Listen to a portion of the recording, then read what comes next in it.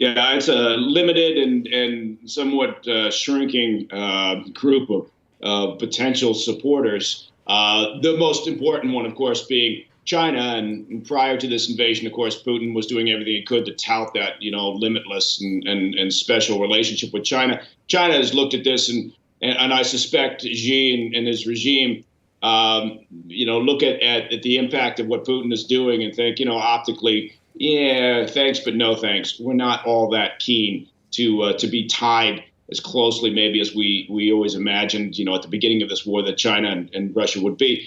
The private contractor groups, including Wagner, look, it's a pseudo state-run entity. It's as if Blackwater, which is a former group that I think most people know from Iraq and Afghanistan days. Here in the U.S., it would be as if that was secretly funded by the U.S. government. And so Wagner is supposedly run by an oligarch who is close to Putin named Prigozhin. But, Prigozhin, in fact, isn't taking any money out of his pocket. The money is coming sideways through entities into the Wagner group. And it provides essentially the, sort of cover, plausible deniability for the Russian military. It provides sort of a paramilitary capability that seems separate, or they claim to be separate from the Russian military. They're known for committing atrocities elsewhere.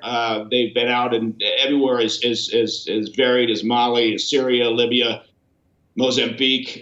They certainly have been in the Donbass region for about 8 years now, right? Kind of where they got their start.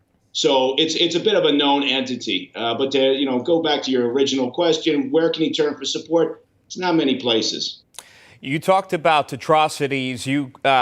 In recent headlines, you think about what happened in Bucha, at least what we've seen in Bucha. We've seen innocent civilians, the bodies of innocent civilians. Russia denies it. Ukraine says these were Russian soldiers that conducted these atrocities, if you will, war crimes, if you will. You've seen the videos of them with their hands tied behind their back, some shot there at point blank range. And it's horrible to see. Then you have the president of the United States calling out Putin, saying these are war crimes. He should be tried. I guess my question for you then, Mike, is how much weight does that hold when President Biden says these are war crimes? He didn't call it genocide, but he called them war crimes. And now you have Zelensky to speak at 10 a.m. What do you see escalating here? Yeah, this is a very complex problem. Look, Elvis kind of left the building when President Biden, talked about how Putin couldn't remain in power during that speech in Poland, and it's been escalating since about the drumbeat of war crimes.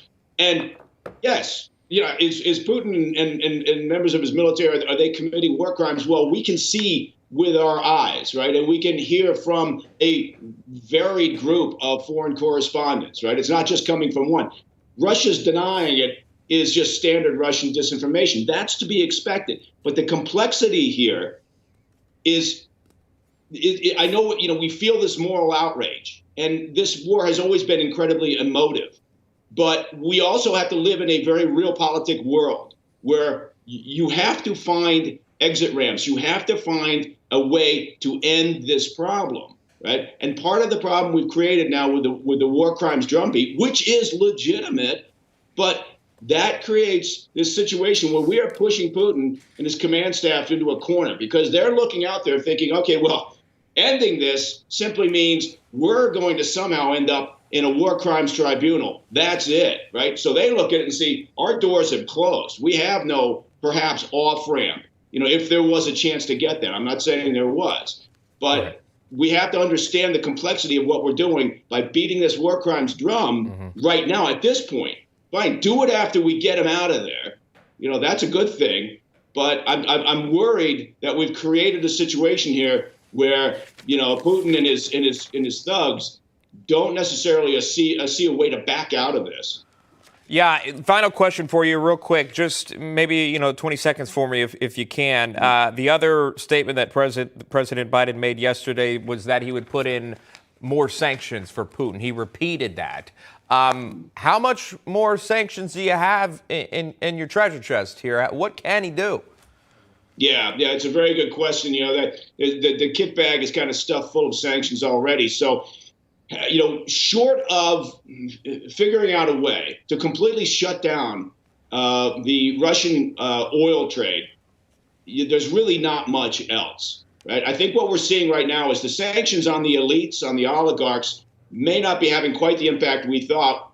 They may be circling the wagons. Look, there's an interesting dynamic here that we may not quite fully grasp in terms of how Russians react to all of this. And Putin's not existing in a pure dictatorship. They've always wrapped it in this cloak of we have the support of the Russian people. Right. And surprisingly, it does seem as if a larger number than we may have anticipated of the Russian population still supports Putin and still supports this war effort. Right. So we have to be very careful about how we approach this while doing everything we can to drive him out of there and to end this horrific mess that the Ukrainians are in. A national security advisor says these sanctions will grind Russia over time. Only time will tell. Mike Baker joining us live with his analysis. Mike, good to see you. Thank you.